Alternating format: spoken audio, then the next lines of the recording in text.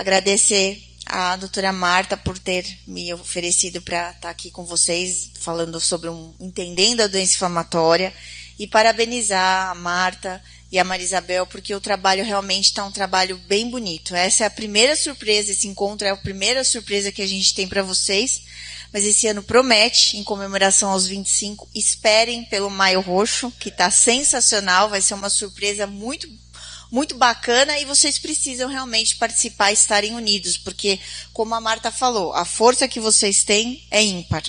E eu acho que vocês não têm ideia dessa força tão grande que vocês têm. Então, a gente vai falar um pouquinho sobre entendendo a doença inflamatória. Não foi uma combinação, mas eu também peguei aqui algo da natureza que eu quero que vocês prestem atenção. Há umas 2 semanas atrás, a doutora Marta e eu participamos de um evento e ela deu uma aula. Eu vou fazer um plágio aí, ela, que eu gostei muito do que ela fez. Ela pediu para a gente prestar atenção quantas vezes ela falava uma frase que era: quem é o seu paciente? Agora eu vou fazer uma brincadeira com vocês, de vocês prestarem atenção quantas vezes e por que será que eu estou colocando essas borboletinhas aqui. Depois vocês vão entender. Então, nessa apresentação, a minha ideia é falar um pouquinho sobre o conceito da doença inflamatória, o que nós temos de epidemiologia, para vocês saberem, o que causa essa doença, que é a pergunta que todos vocês com certeza se fazem, né? Quais são os sintomas, que daí vocês vão participar também, falarem um pouquinho, como é que a gente faz o diagnóstico, o que a gente quer hoje de tratamento para vocês, não entrando no tratamento, mas quais são os nossos objetivos com o tratamento. E, por fim, as mensagens finais. Olha nossas borboletinhas aqui.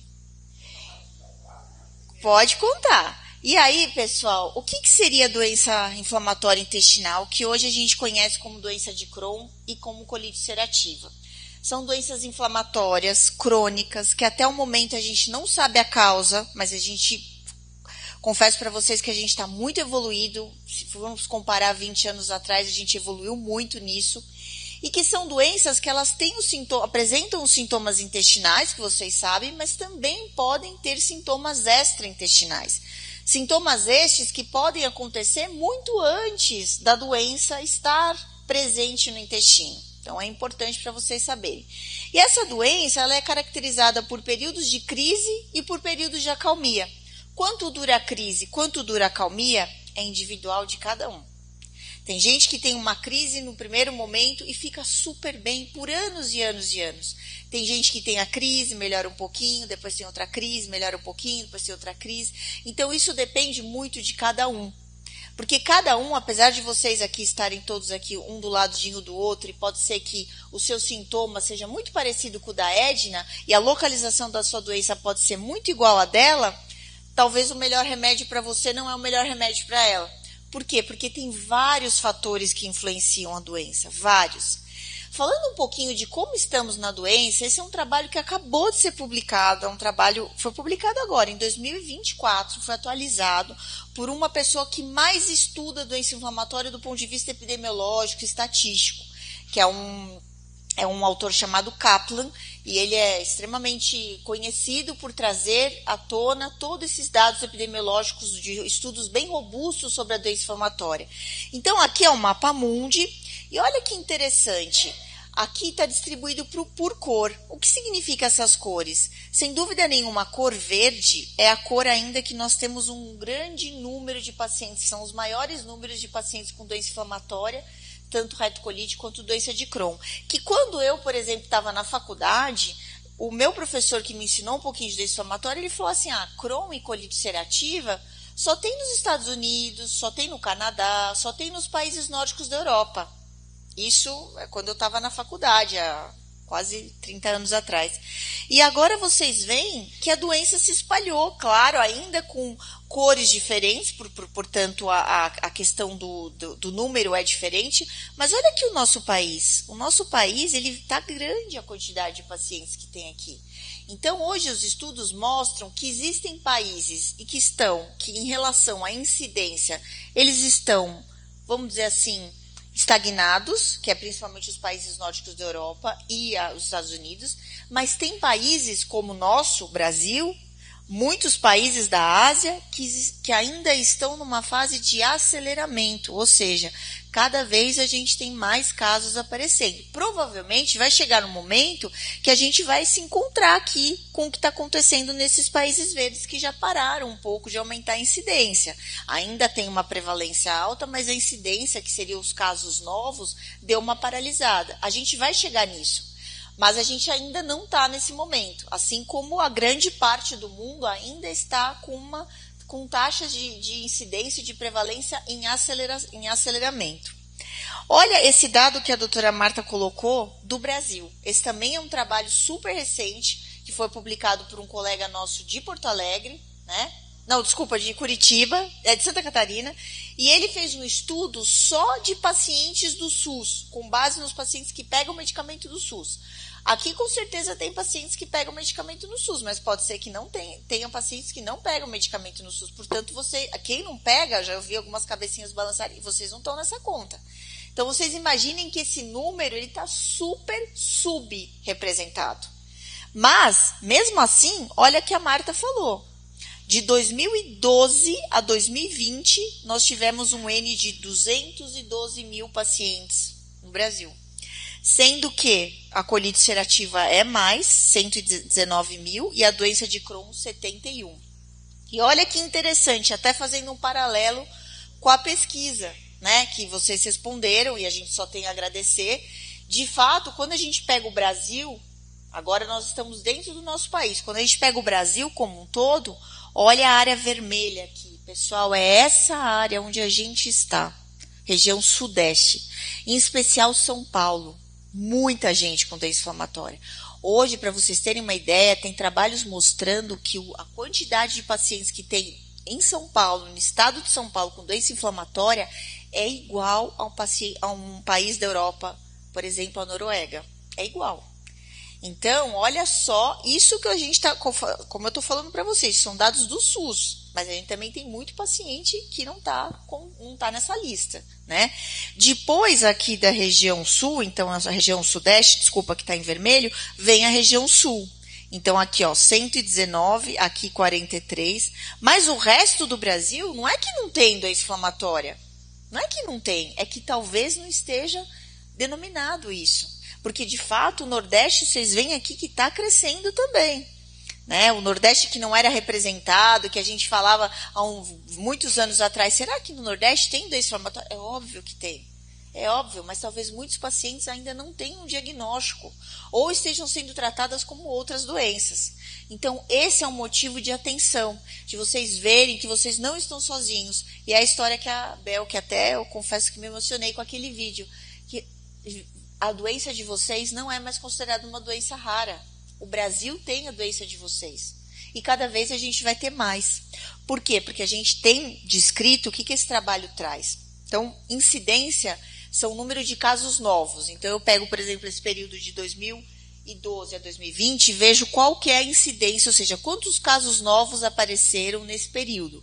Em relação aos casos novos, de fato, essa incidência ela tem ficado um pouco menor para a doença de Crohn, mas ela tem aumentado para a colite ulcerativa. Então, quando a gente pontua doença inflamatória, a incidência está um pouquinho equilibrada, mas em contrapartida, a prevalência, que seria o número de casos totais, casos novos e casos que já existem, essa prevalência ainda está numa crescente no nosso país, né?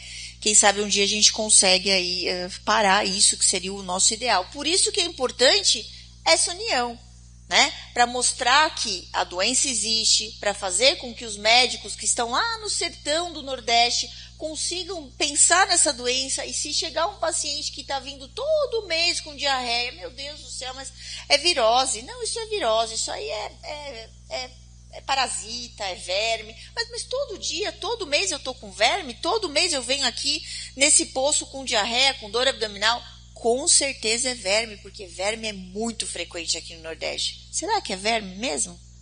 Então isso a gente tem que fazer, vocês em especial, unidos, tem que mostrar para o Brasil que essa doença existe, pessoal. Tem que mostrar para os médicos, para os enfermeiros, para os auxiliares de enfermagem que estão na frente, na linha de frente, nos postos onde atendem os pacientes. Porque às vezes falar disso num serviço quaternário, terciário, que é um hospital já que está acostumado a lidar, isso é muito mais fácil. Mas não é esses hospitais que a maioria dos pacientes chegam. Os pacientes chegam aonde? Nos postos de saúde, nas AMEs, que estão espalhados no nosso país. Então, isso é muito importante para que a gente possa ter planejamento, né, de estratégias, obviamente, para conseguir lidar melhor com tudo isso.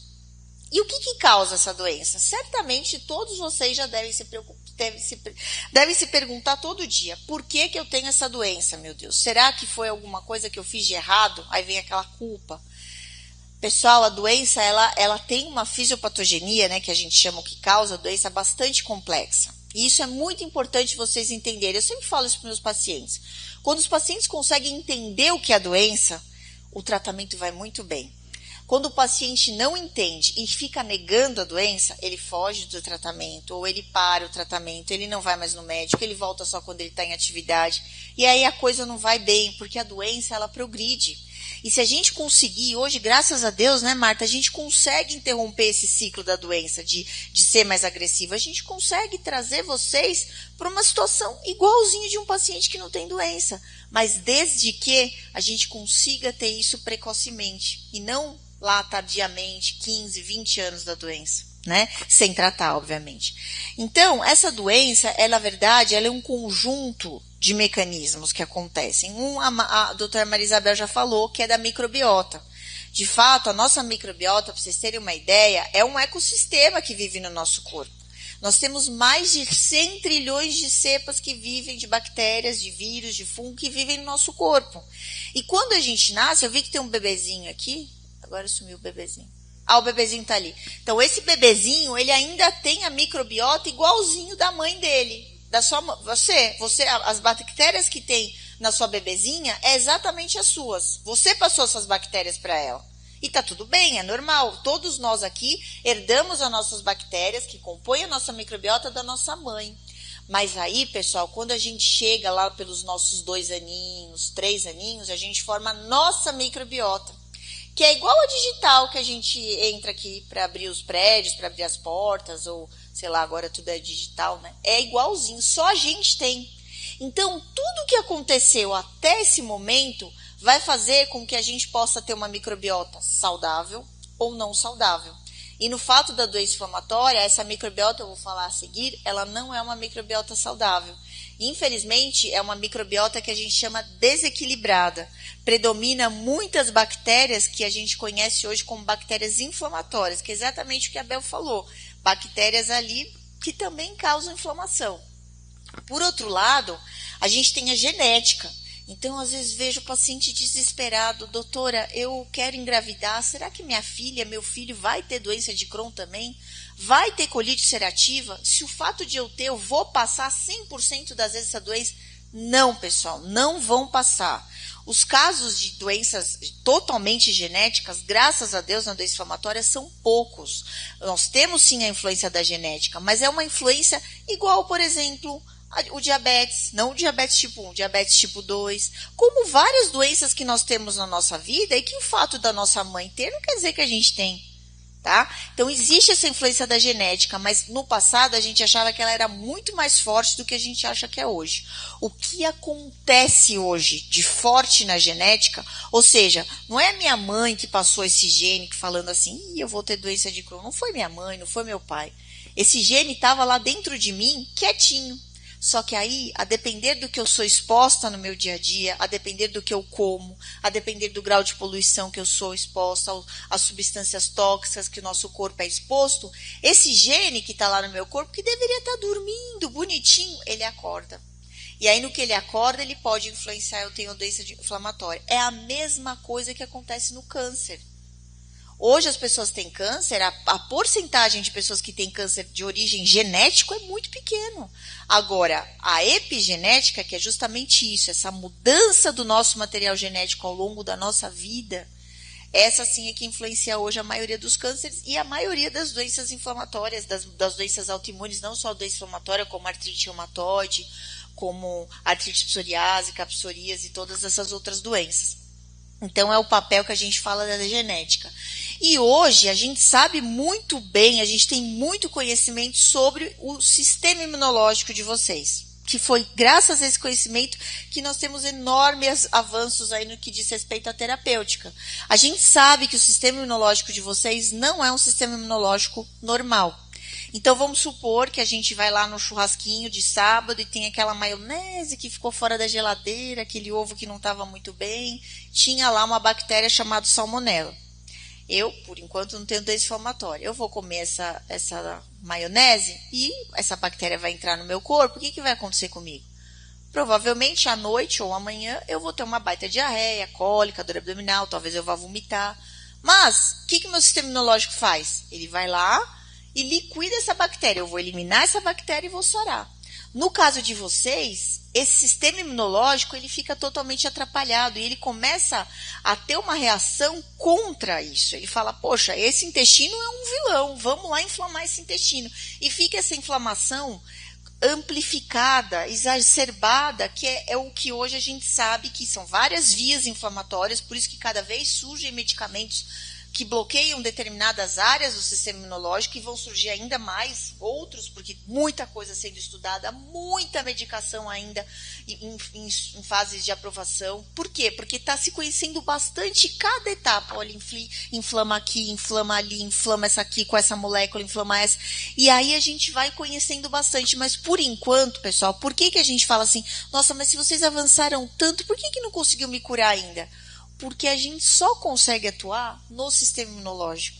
A gente ainda não consegue atuar nas bactérias, no microbioma e principalmente nisso daqui, nos fatores do meio ambiente que vocês são expostos. E é por isso, justamente por isso, que as doenças estão crescendo nos países em desenvolvimento. Porque hoje o que a gente é exposto aqui é a mesma coisa do que há 10 anos atrás os Estados Unidos também era exposto. E o que são essas coisas? Então aqui só para vocês entenderem, isso é um corte de um trabalho também que foi publicado recente, para vocês entenderem. Isso aqui é o que acontece dentro do intestino de vocês. Aqui, ó, essa linha aqui, não sei se está funcionando. Ó, aqui, essa linha aqui, ó, daqui para cá é a luz do intestino e aqui é dentro do intestino. Isso aqui é um negócio que chama-se barreira intestinal. Teoricamente deveria ser blindada para não entrar nada, mas não é. Ela tem uns defeitos. Olha aqui essas setas vermelhas mostrando um defeito. Olha a diferença disso daqui com essas outras células que estão intactas aqui, pessoal, tem uma área de fragilidade dessa barreira. Com isso, o que acontece? Entra o quê? Bactérias, entram agentes tóxicos que vão influenciar e desencadear todo esse processo inflamatório que vocês veem aqui. Todo esse monte de célula aqui, ó, pequenininha, grandinha, jogando substanciazinhas pequenininhas. Tudo isso daqui é o processo inflamatório que acontece dentro do intestino de vocês, várias vias. Então, esse é um fator que isso a gente tem bastante conhecimento hoje em dia. A microbiota, que eu já falei para vocês, então a gente nasce com uma microbiota que ao longo dos nossos primeiros anos de vida a gente pode formar uma microbiota que em vez de ter um pouquinho da bactéria A, um pouquinho da família da bactéria A, um pouquinho da família da bactéria B, um pouquinho da família da bactéria C, não. Tem muito da bactéria A em detrimento da diminuição da bactéria B. E esse desequilíbrio predominando, os senhores veem aqui representando o paciente com doença inflamatória, onde ele tem um aumento muito grande de algumas bactérias que são inflamatórias. E as do bem, as bactérias do bem, que a gente chama de anti-inflamatória, em vocês, elas estão bem diminuídas. E os fatores do meio ambiente que podem agredir vocês que eu falei? Não esquecem de ver as nossas borboletas. Olha a quantidade de coisa que influencia. É comida, é tabagismo, é poluição, é aquela substância, aquele slide da Bel muito interessante, que às vezes você pega uma comida sozinha, ela não tem nada, só que aí ela recebe um aditivo X, ela recebe um conservante Y, ela recebe um agrotóxico H, e aí ela vai se tornando um alimento ruim.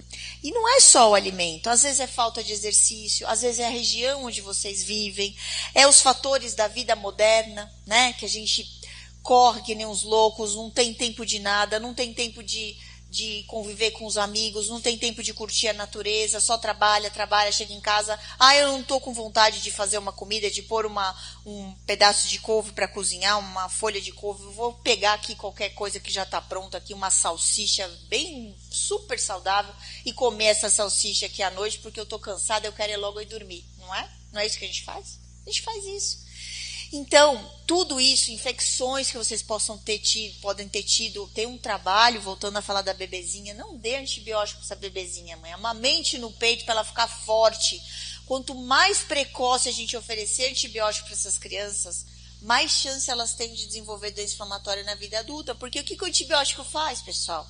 Mata as bactérias boas. E é uma disputa de espaço enorme. A gente tem muita bactéria para pouco espaço. Então, quem está em maior família vai ganhando mais espaço e vai desequilibrando mais ainda. Então, esses são os fatores todos que influenciam na doença de vocês. E que isso que é muito difícil a gente conseguir controlar ainda. Porque não tem como a gente colocar vocês numa bolha. E aí os pacientes falam assim, doutor, eu ouvi falar que transplante de fezes vai curar a minha doença. Transplante de fezes vai fazer uma troca temporária das bactérias do intestino de vocês. Mas vocês vão ficar numa bolha e não ser exposto a nenhum desses fatores? Não vão, né, pessoal? Então, pode ser que temporariamente a bactéria que estava ruim lá, ela morre por causa da cápsula de cocô que vocês vão comer.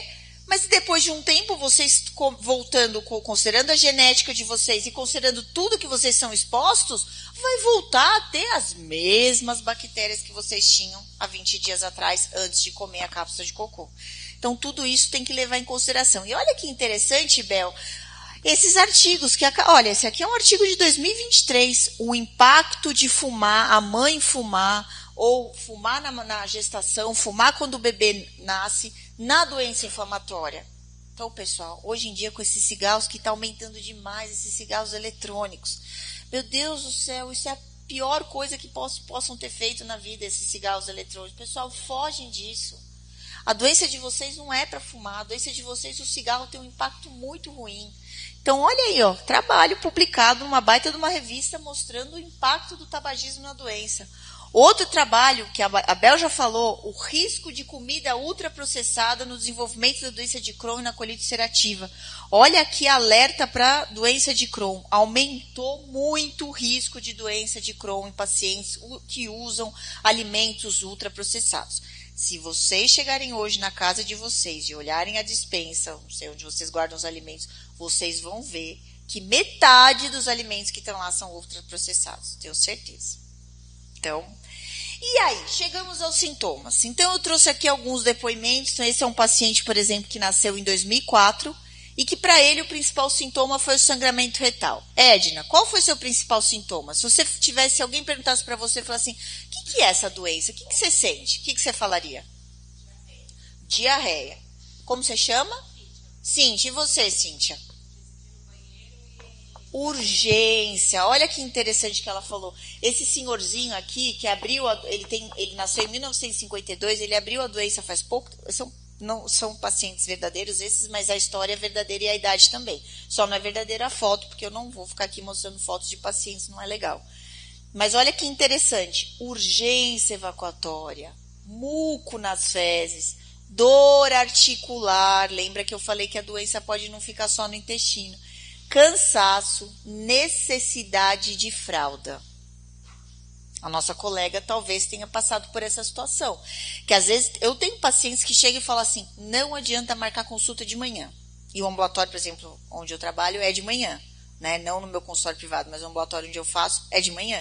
E os pacientes às vezes chegam meio-dia quando está terminando, mas não, né? Meio-dia começa outro ambulatório. Eu não posso sair de casa de manhã, eu preciso esperar o meu intestino esvaziar, porque se eu for às 8h30 na consulta, eu tenho que fralda, muda de roupa, porque senão vai me dar a urgência, e às vezes eu estou no metrô, às vezes eu estou no trem, às vezes eu estou no ônibus, onde é que eu vou evacuar? Você que está de cabelinho curtinho, você de preto, qual que é o seu sintoma? O que você falaria aqui para os seus colegas? Talvez tenham pessoas aqui que estejam fazendo o diagnóstico agora. O que você colocaria de sintoma?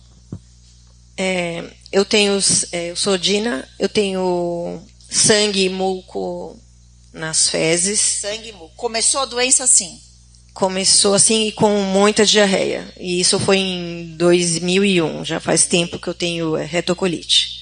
Perfeito. Eu tenho dor abdominal também, eu tenho várias coisas.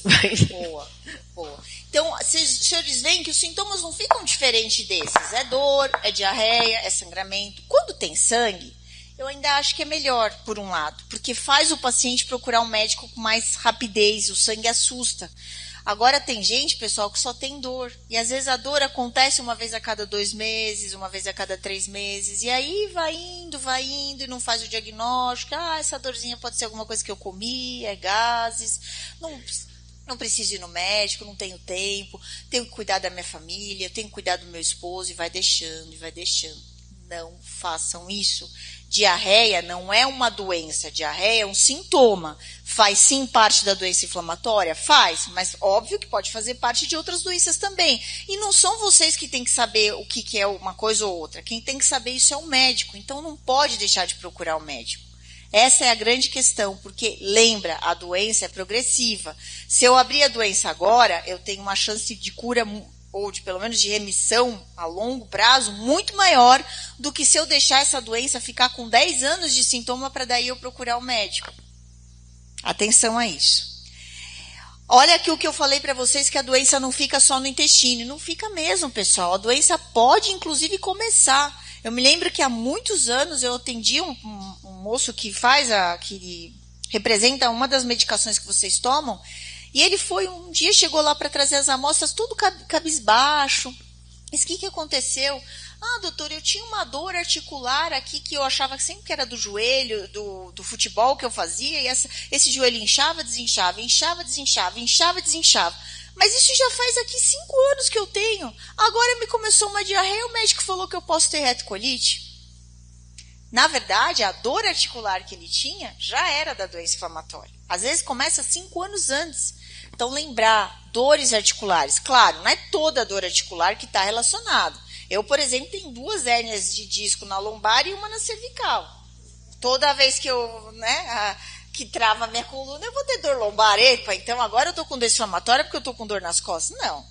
Mas lembrar que as dores articulares podem fazer parte da doença de vocês. Óbvio que a gente tem uma causa muito frequente, que é a causa mecânica, por às vezes estarmos fora do peso, por sermos sedentários, por às vezes trabalharmos o dia inteiro sentado. Isso também, obviamente, são outras dores que nós podemos ter.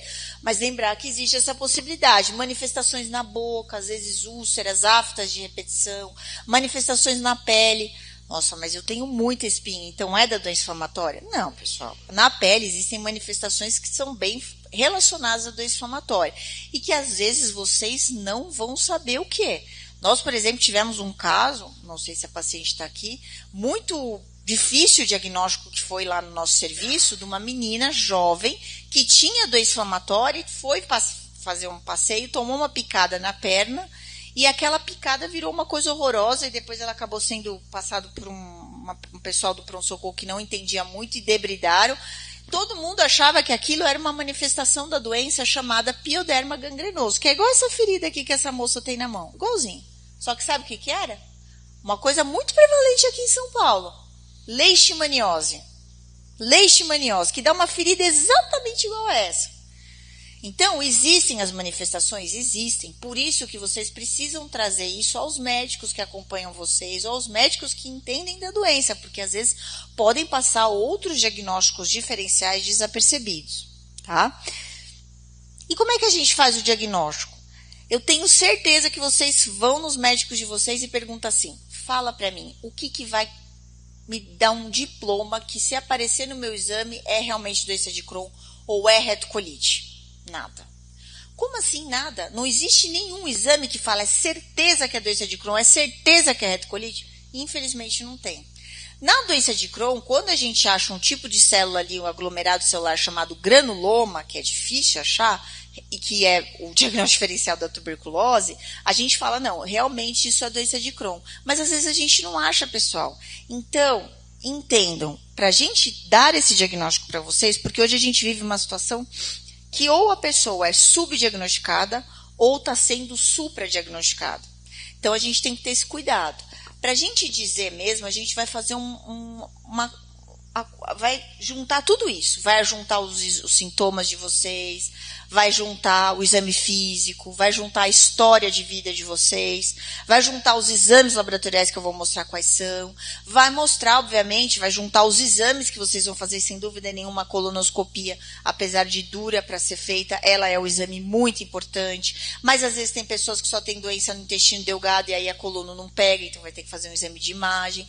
Na verdade, quando a gente junta tudo isso, essas peças, a gente monta o quebra-cabeça e vai dizer para vocês têm doença inflamatória ou não. E às vezes, pessoal, não tenham pressa. Porque às vezes acontece de alguns de vocês irem fazer uma colono porque a mãe ou o pai teve câncer de intestino e chega lá, tem uma área vermelha ali no ilho terminal, que é uma porção do intestino onde a doença de Crohn acomete. Está vermelhinho, às vezes tem até uma ulceraçãozinha. Mas nada bate, é só aquilo, vocês não têm sintoma, a história de vocês não é importante para a doença inflamatória, os exames de imagem estão normal, a biópsia também não tem nada. Aí fala, mas eu tenho certeza, isso é um Crohn, o médico me falou. Não, pessoal, vamos esperar. Às vezes ter esse diagnóstico com rapidez não é o melhor para vocês. Porque uma vez que a gente dá esse diagnóstico para vocês, é para a vida toda.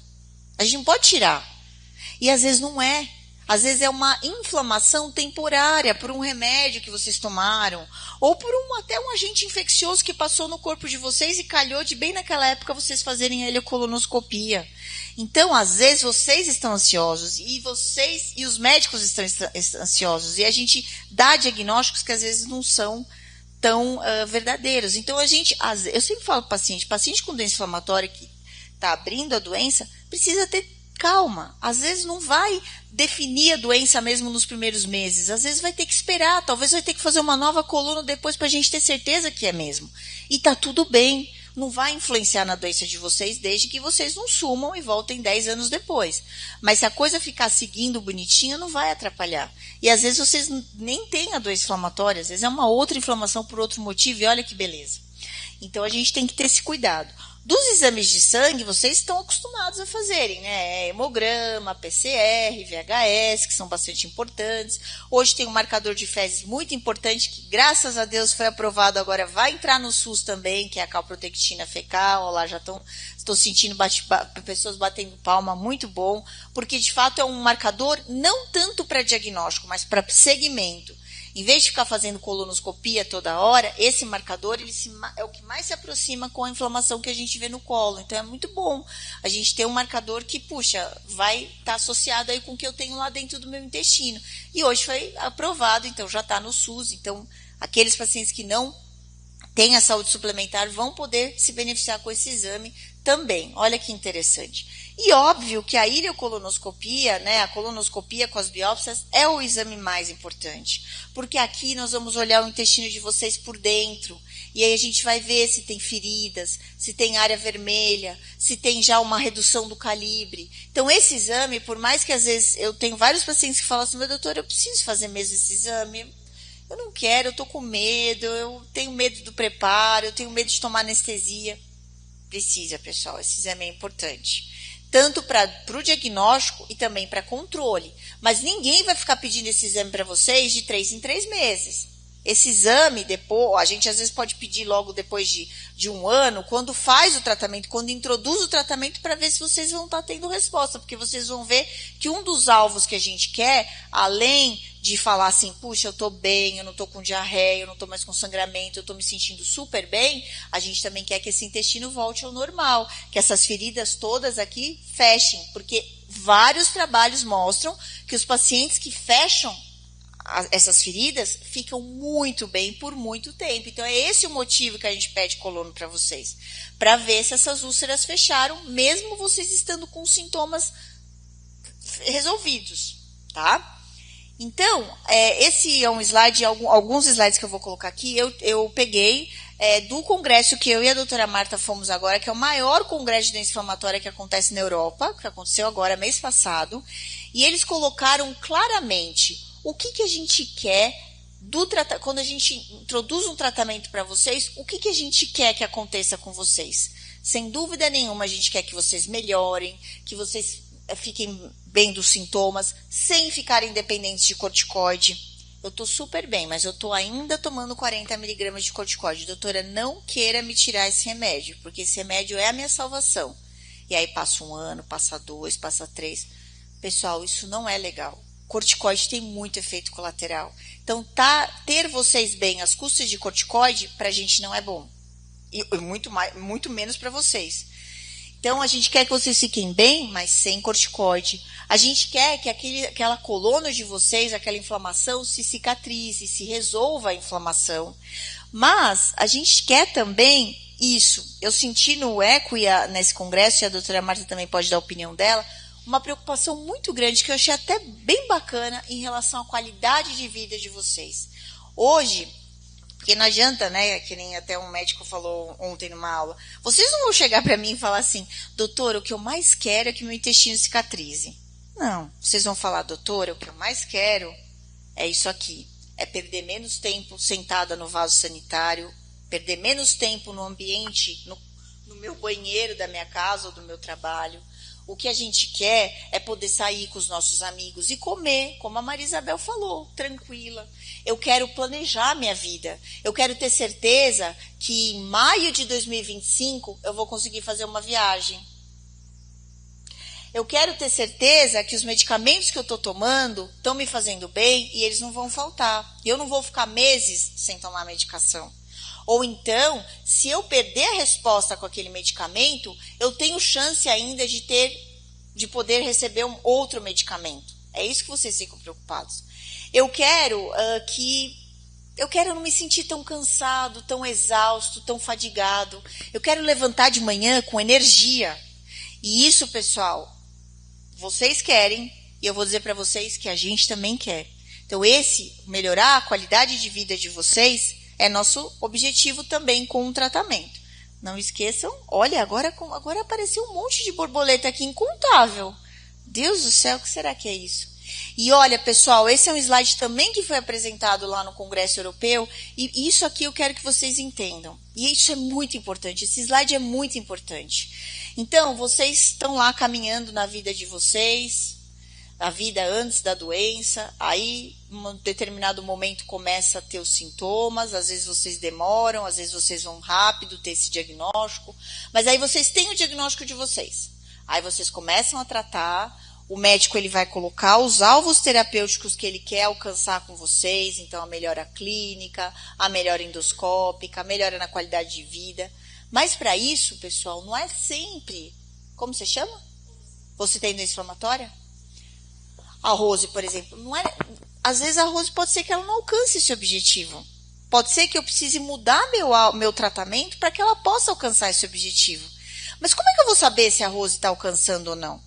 Às vezes a Rose ficou em remissão, às vezes a Rose não tem nenhum mais diarreia, não tem mais nada de sangramento. Aí sabe o que a Rose faz? Não estou dizendo que você faz, estou dando um exemplo. A Rose se fala assim, estou tão bem, eu não vou mais no médico, não vou fazer meus exames, deixa a minha doença voltar, que aí eu procuro o médico. Ou então, sabe de uma coisa? Eu vou pegar esse remédio e jogar tudo fora. Deus me livre, ficar tomando um monte de cápsula por dia. Aí, o que está acontecendo com a Rose? Ela não está sendo monitorizada, pessoal. Essa palavrinha, monitorizar vocês, é muito importante para o controle da doença. Então, não façam isso. Não fogem dos seus médicos. Quem não tem médico tem que procurar ter um médico. Eu tô com um médico que eu não tô gostando. Gente, médico é o que não falta. Vamos procurar outro médico que eu vou gostar, que eu vou ter uma boa relação. Mas vocês têm que meio que casar com o médico de vocês ou com a médica. O que eu quero dizer com isso? Vocês não podem deixar de ir no médico, mesmo que vocês estejam se sentindo bem, sem diarreia, sem cólica, sem sangramento, porque a doença pode estar ativa lá no intestino de vocês. E aí a gente não está conduzindo ela de uma maneira boa. Eu vou precisar mudar de tratamento para conseguir. Por quê? Porque esse é um alvo que hoje, quando ele é alcançado, ele muda a história natural da vida de vocês. Lembrem, vocês têm doença crônica, vocês não têm doença aguda. Doença aguda, eu dou um remédio, acabou, tchau, o paciente pode ficar livre do médico. Vocês têm doença crônica, a doença crônica tem que estar sempre caminhando junto com o médico. Precisa ser todo mês? Não, depende da gravidade da doença. Tem paciente que às vezes volta um ano e está tudo bem, mas essa coisa de voltar no médico precisa. Então, por isso que eu quis falar bastante disso com vocês, porque talvez aqui vocês, até por estarem aqui, sejam uma população mais diferenciada, de gostarem de se cuidar. Mas às vezes o amigo de vocês, que mora do lado de vocês e que também tem Crohn, não faz a mesma coisa. Vamos conversar com ele. Fala, pessoal, precisa ir no médico. Ô colega, vai no médico. Quando foi a última vez que você fez exame de sangue? Quando foi a última vez que você fez calprotectina? Atenção a isso, isso é muito importante. E aí a gente chegou no fim com um monte de borboleta. Quando vocês veem essas borboletas voando, o que vocês sentem? Você que está contando, não precisa contar não. O que você sente? Como é que você vê esse voar de borboletas? Liberdade. Que mais? Edna, o que você vê? Alegria, muito bem. Você? Liberdade. Senhor? Liberdade. Quem pensa diferente? Quem, quando vê umas borboletas... Alguém aqui, quem nunca viu borboleta voando aqui nessa sala? Todo mundo já viu, né? Quando vocês olham, vocês já observaram uma borboleta voando? O que passa para vocês? Quem falou? Tranquilidade. Perfeito. Leveza. Pessoal, de verdade, eu tenho certeza, eu estou até emocionada, mas eu tenho certeza que o que a doutora Marta mais quer para vocês é que vocês tenham uma vida leve. O que a BCD quer é que vocês tenham esse voar das borboletas. E que vocês possam, independente de tudo que vocês já tenham passado na vida de vocês, dos medicamentos que vocês tomam ou vão tomar, a gente quer isso. Que vocês vivam felizes, que vocês pulem, que vocês dancem, que vocês viajam, que vocês possam se alimentar saudável, mas bem, que vocês possam comer o que vocês têm vontade, que vocês possam se divertir com os amigos de vocês, brindar a vida. E como eu tenho uma convidada especial, eu não podia de mostrar aqui uma situação que ela faz toda semana e que para ela traz muita leveza, que é isso daqui, ficar pendurada aqui assim. Cada um tem um gosto, né, gente? O gosto dela é esse, ficar pendurada de ponta cabeça. Ela não sabe que eu pus essa foto dela aqui, mas eu quis provar, eu quis trazer, porque na maioria das vezes sou eu que acompanho a aula que ela faz. Isso é circo, né? É uma aula de circo que ela está fazendo. E é impressionante quando eu vejo essa aula, quando eu vejo aquelas crianças todas, adolescentes, e a própria professora fazendo aquela aula. Pessoal, as pessoas saem de uma leveza ali de dentro. Todo mundo, assim, é uma energia que eu vou dizer para vocês. Às vezes eu chego lá pilhada com computador, com coisa para fazer, com receita para mandar para paciente. Eu fico olhando aquilo e falo assim, gente, a vida é muito mais do que isso. É isso aí. Vivendo bem leve. É isso que a gente quer de vocês. Então, pessoal, se unam, se ajudem, porque vocês vão ver que isso é capaz. Eu estou vendo rostinhos que falam assim, não, eu nunca vou poder fazer isso. Vai. Confia nos sonhos de vocês, porque vocês vão conseguir. Muito obrigada.